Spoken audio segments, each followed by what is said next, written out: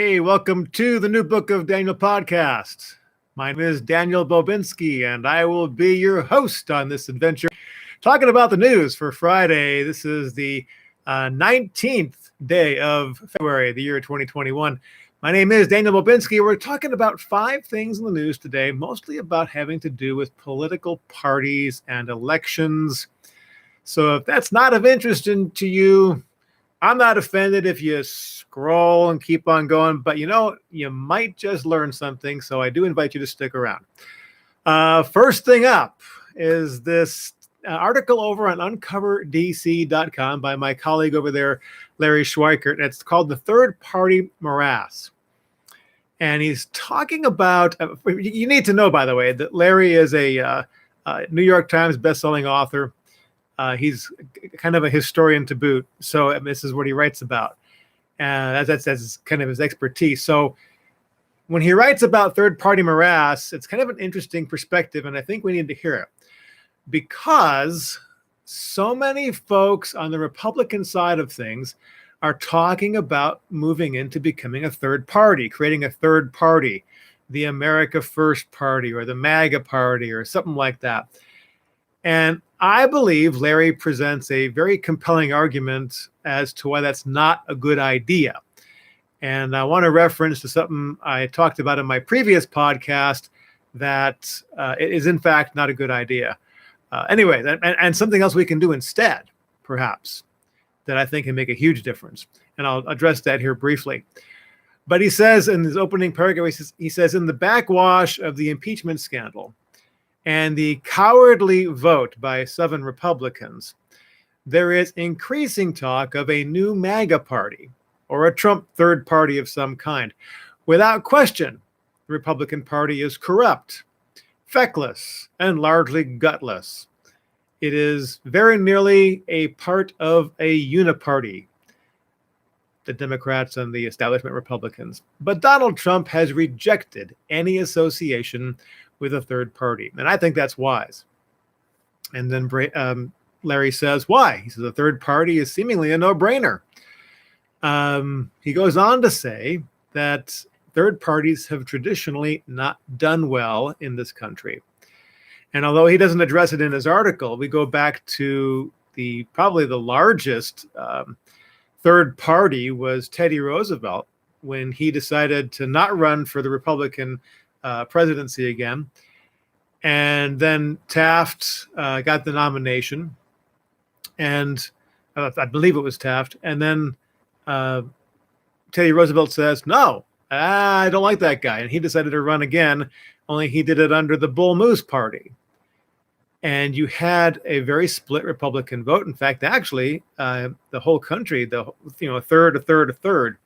That was the only time really in the country where a third party did anything. And in fact, it was a division of the Republican Party, and it allowed the election of Woodrow Wilson. If you recall, Woodrow Wilson brought in the Federal Reserve and made a bunch of other really bad decisions for our country. So Teddy Roosevelt's ego pretty much destroyed the finances of the United States. And a lot of people hold him up as a hero. I don't so much. He also, by the way, started the national park system. And I love our parks, but they shouldn't be national parks. They should be state parks. Because I don't think the Constitution allows for the creation and the acquisition of federal lands. That's a whole different article that I probably shouldn't get into right now. But my point being that third parties tend to screw things up. And Larry here points out that there's this issue of the fact that they get a bunch of adherents that are principled around whatever that third party is focused on, and they never get to that point where they can get about half the population. And the problem with that is that you need that in order to attract donors. People are going to donate to the party if they get the chance for getting a government job or a position or something like that. In other words, if the party can possibly win, they will attract more donors. Problem is, third parties typically don't. Most third parties get 6, maybe even 8% back in the 1800s, 8.5%. The Populist Party ran a guy named James Weaver for president. He pulled 8.5% of the vote. And the Populist Party had some wins down ballot, some state party systems.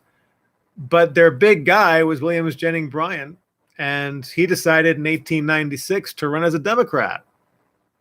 And the Populist Party pretty much disappeared.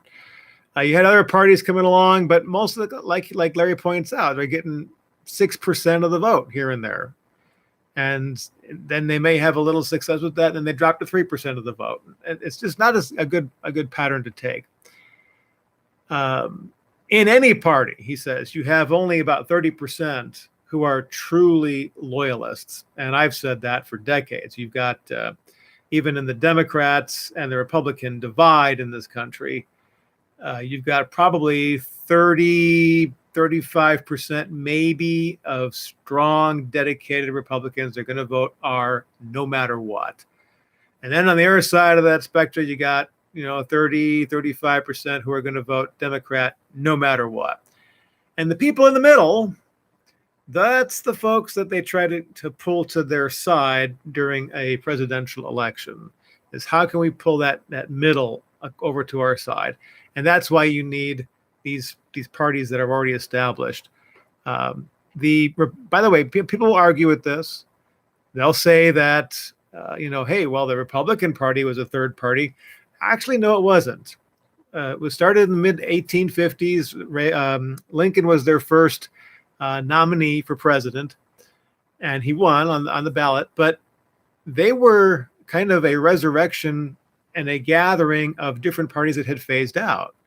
The Whig Party had been pretty dominant for about 20 years. They had a couple presidents in there, but you had the Whig Party kind of dissolved, and you had some upset Democrats and some Whig people, and the old Republican Party came in, and so which actually had a different name to it, but they came together as the Republican Party and did not really start off as a third party. It was a resurgence of a couple of ideas from previous parties. So you got to have your purists. You're going to have those purists, but you're never going to be able to achieve a third party that reaches to that magical 51%, according to Larry over here at this Uncover DC article called The Third Party Morass. I encourage you to go read it. It's at uncoverdc.com, and it's called Third Party Morass by Larry Schweiker. All right. That leads me to talk a little bit about my own political decisions, you might call them. Because gosh, it doesn't look like it. I look like I'm 70, but I'm only turning 60 next month. And so my first time to vote was 1980. And it was Ronald Reagan and Jimmy Carter and a third party candidate by the name of John Anderson. I was 18. I was young. I was stupid. I was idealistic. I just didn't think. Most people at that age don't think. They have thoughts, but they don't think. And so I voted for John Anderson for president in 1980. Not exactly what I would call a wise choice.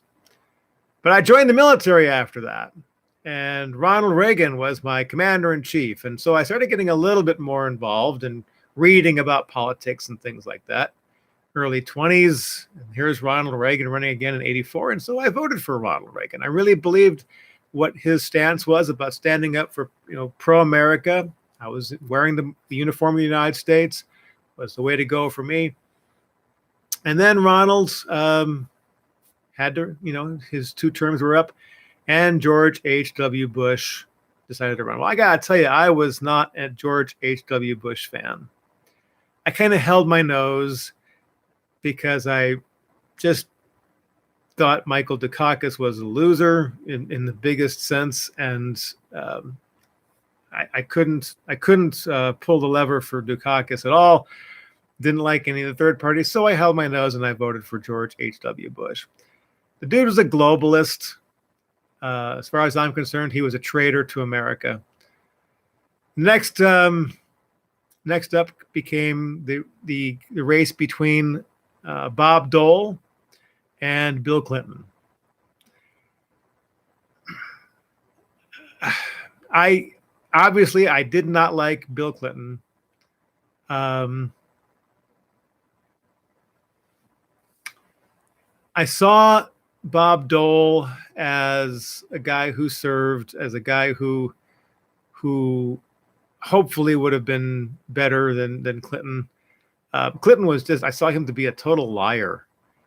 I was watching PBS, public television, doing an expose on the candidates, and that's just back when TV was, at least had some modicum of intellectual honesty. And PBS openly portrayed Bill Clinton as a liar, and how when he was governor of Arkansas, how he, youngest governor in the country, and then screwed up and he lied to the people and got caught and he got voted out. And what did he do? He went and did an apology tour and apologized, and he got reelected. And they showed how he continued to lie and manipulate his constituents even after he got back in office. I despised Bill Clinton as a candidate. So I voted for Bob Dole. In fact, I met Bob Dole, spoke to him at a rally, hanging up over here in my closet. I have several things hanging up on the walls over there, and one of them is the sign that I picked up at the Bob Dole rally, in which I got Bob Dole to sign when I had a conversation with him. So I voted for him. But I did have hope, by the way, for George W. Bush when he came around, because he packaged himself well. He presented himself as the compassionate conservative, and he's going to make all these changes. And I bought into it. And I'll never forget. So they won the Senate, they won the House and the White House. For the first time in 40 years, you had a Republican in all three. You had Republican House, Republican Senate, and a Republican in the White House.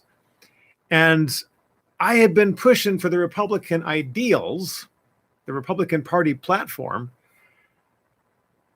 And I remember standing in my house elated, thinking, yes, now they're going to do what they said they were going to do all these years, that we've now given them the chance. They can now make all these changes.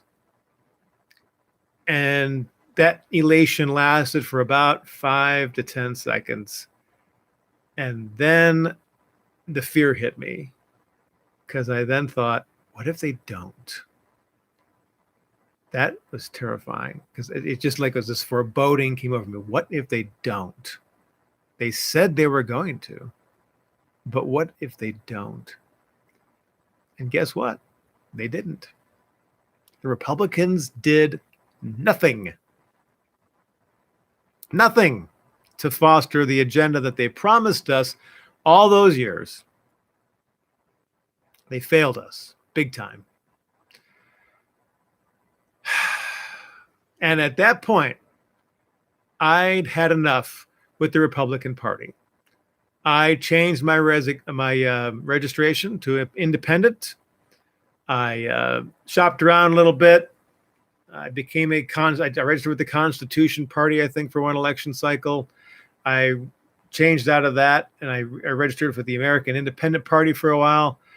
And then I found out that they weren't letting us, our state change their policies to where you couldn't vote for a Republican unless you were registered as a Republican. And I was trying to make a statement just by having my name in the voter rolls as registered under a certain party, just so the Republicans could look at that and go, gee, there's a lot of people here, aren't registered Republicans. Maybe we should rethink what we're doing. That was my motivation. But when they wouldn't let me vote in a primary, I bit the bullet and went back and re-registered as a Republican. And I've been there ever since. But I really don't think of myself as an establishment Republican. I think of myself as a constitutionalist. someone who stands up and seeks to preserve, protect, and defend the Constitution of the United States. I read into the libertarian issues, and then I remember Tony Snow.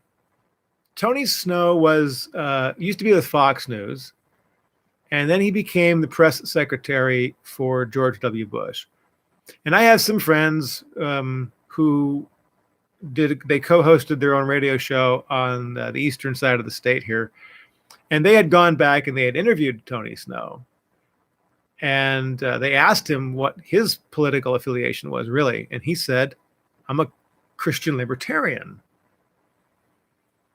And I thought about that, because a libertarian it's the classical liberal in the truest sense of the word, the Thomas Jefferson liberalism, the Constitution. But you know what? Your business is your business. My business is my business. You go about your day. I go about my day. As long as what I'm doing does not infringe upon your rights, we're good, right?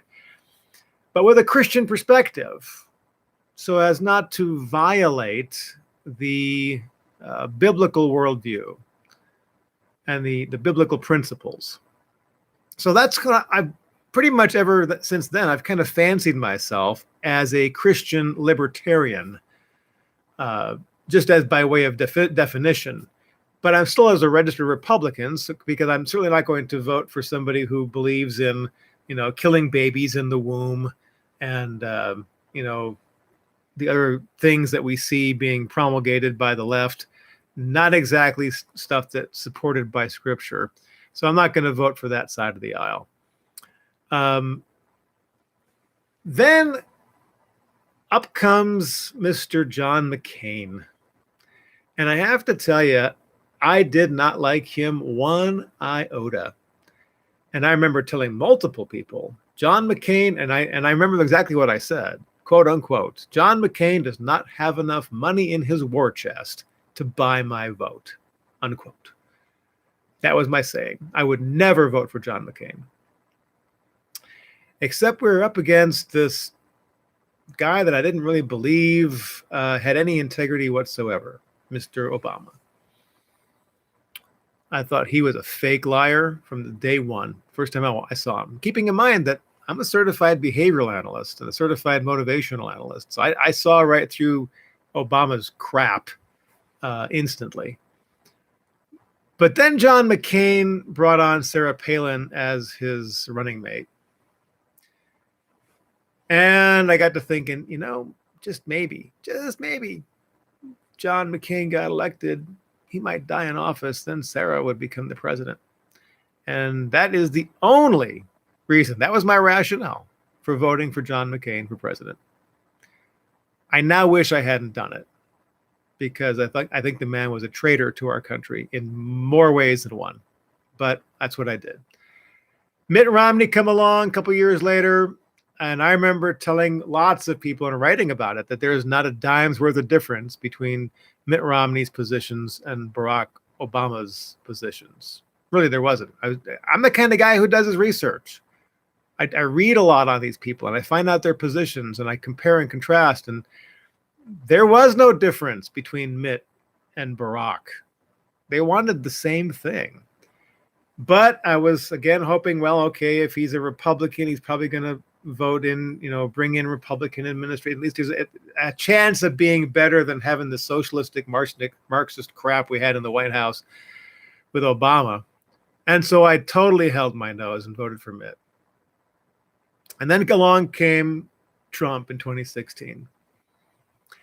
And I was concerned because the man had been a Democrat for a long time. And he had donated heavily to Democrats. And of course, he was playing politics. But you didn't know that. I'm watching I'm reading up on him. I'm looking at him. I'm thinking, the guy's just a wild card. I'm not sure I like this. And so 2016 was the very first time in my life that I never filled in a circle for a presidential candidate.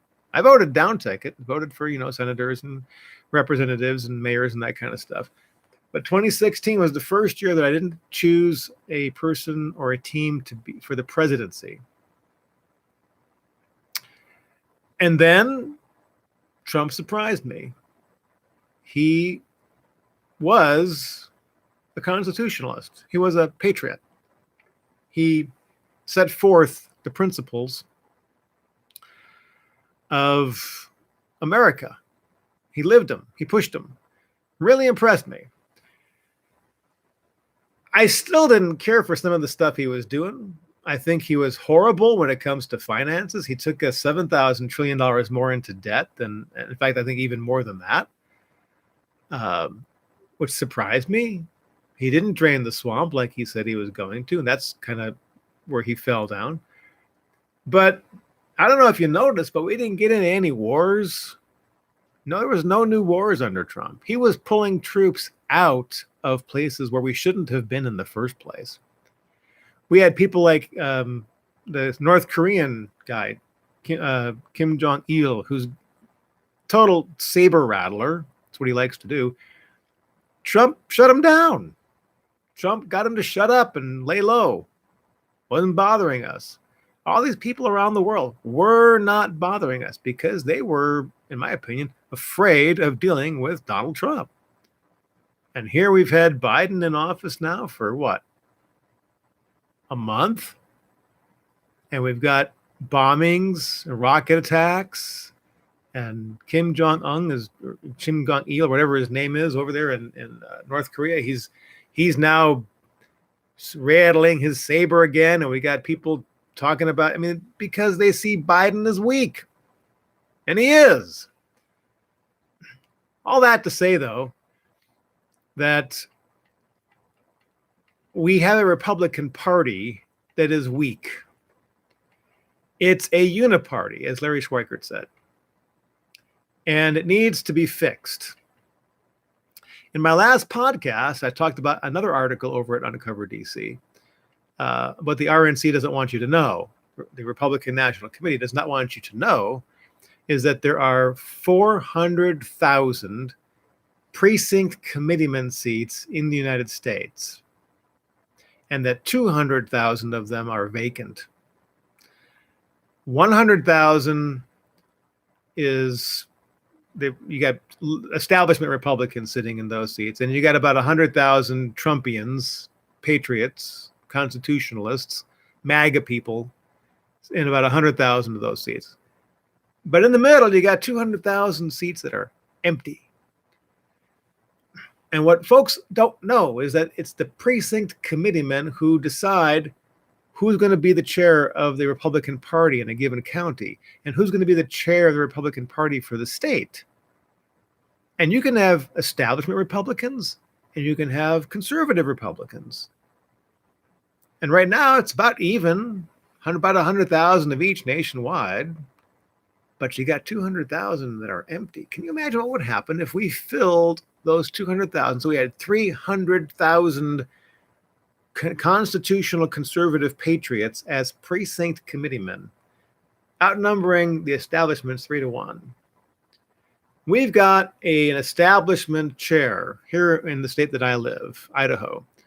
Our chair, Tom Luna, of the Republican Party, in my opinion, and the opinion of many, is he is an establishment Republican, not a constitutionalist.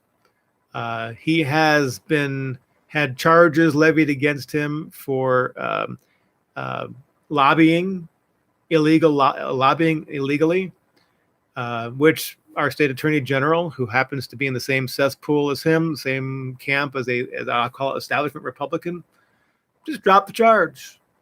This is the good old boy club going on here. Well, guess what? Tom Luna won the chairmanship of the Republican Party in Idaho by one vote. Out of the hundreds of precinct committeemen, he won by one vote.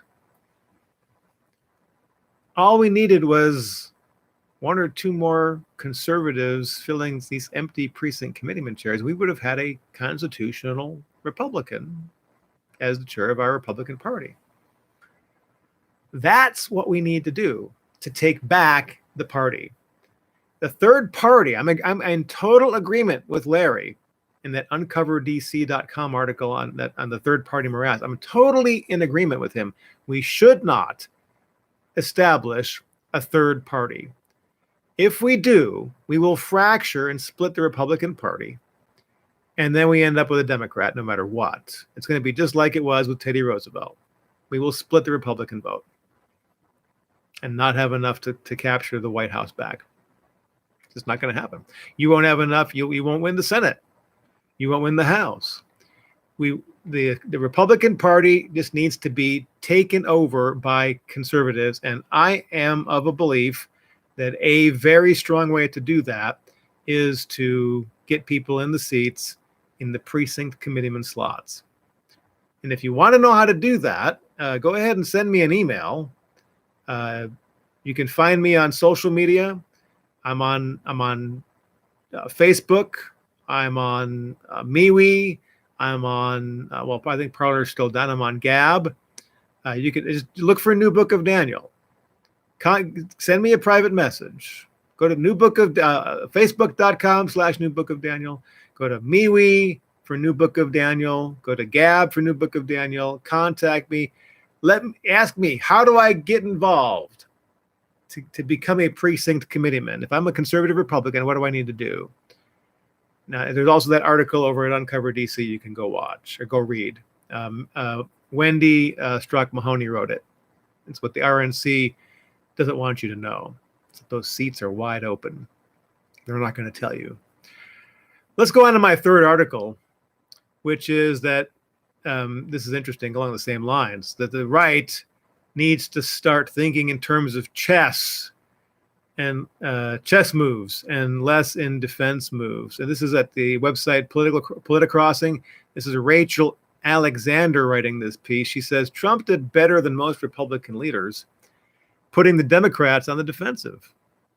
He gave his opponents negative labels, like calling Biden Sleepy Joe. Those tactics work if they are clever and not overdone. It's about being on the offensive, not just the defensive. A good chess player thinks both offense and defense. You cannot win a chess game just playing defense. You have to attack the opposing player's king. If you don't, you can't win. The Republicans have played defense for far too long. The establishment Republicans are total defensive players. They're afraid. They're afraid of the negative press. They're afraid of getting called bad names. But Donald Trump was not afraid of getting called a bad name, and he wasn't afraid of calling people bad names. He thought in terms of chess moves and not defensive moves. Now, please don't think that, I'm one of these guys that thinks Donald Trump was always playing 3D chess. I don't believe that. I think Donald Trump surrounded himself with bad advisors. I think he got overwhelmed really fast by the responsibilities of the office, that he filled positions probably without getting them vetted too quickly. I think he had people around him who weren't necessarily true to him and his vision. He was the president of the United States, and people need to support that. Unfortunately, at that level, you get people who want to exercise their own power and parlay and leverage that against the sitting president's popularity. Trump needed some very strong, very key people closer to him, people that he trusted, and they should have been more ruthless and stopped trying to play nice. He should have drained the swamp immediately. Would have done a lot better. All right, let's move on and take a look at what's happening with these election recalls and the election integrity issues. In California, you may have heard that they are trying to get rid of Governor Newsom. It says here, Governor, this is from Kyle Becker's report, Newsom's California kicks strict signature match into overdrive, threatening the recall election. I just have to read this to you. It says, Governor Gavin Newsom has been facing a serious effort to get him removed from office. They've already acquired more than 1.5 million signatures to do that. However, New developments indicate that the state of California that he runs is pulling out all the stops to protect him.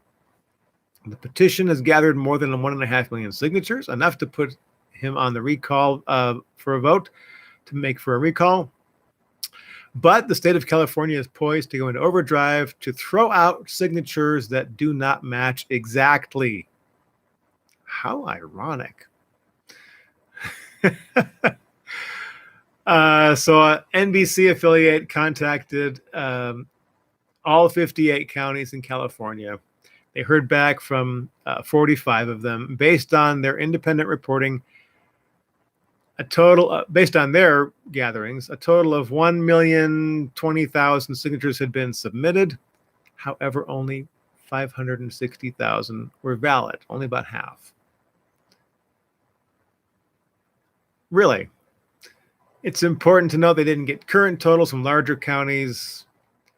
You need more than 1.4 million signatures to get the recall on the ballot, and they've got until March 17th. So right now, according to the research that they're claiming, because they're cracked down on this signature doesn't match. This signature doesn't match. And how do you challenge that? What's the process for challenging a match signature? Who's to say? They're saying, well, that signature doesn't match. And how do we let that person know? Did you sign this? Yes or no? There's no follow-up with that. Right now, they're saying there's a 55% conversion rate. And that you need 1.4 million for this recall to be put on the ballot, and they only got 1.5. I understand they're trying to get 2 million before the 17th from people that I know that live in California. But California's suddenly renewed interest in strict signature matching is interesting when it comes to Newsom's recall petition. Comparatively, they had 0.6 rejection rate during the 2020 election. That's the hilarious part. They're rejecting almost half of the ballot, almost half of the signatures now to recall the governor. But for the 2020 presidential election, they only rejected 0.6%, less than 1%. California officials announced that 99.4% of the more than 15 million mail-in ballots were verified and counted in November. 99.4%. And right now they're rejecting almost half. What does that tell you?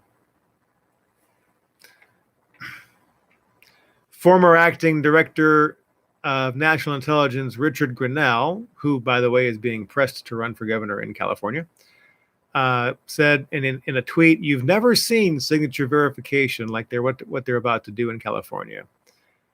Steve Glazer is considered to be a moderate, and he's saying everyone is supposed to be focusing on reducing the number of signatures. Newsom has a strategy to ensure that there's no recall vote. Article number 5, RNC Integrity Committee.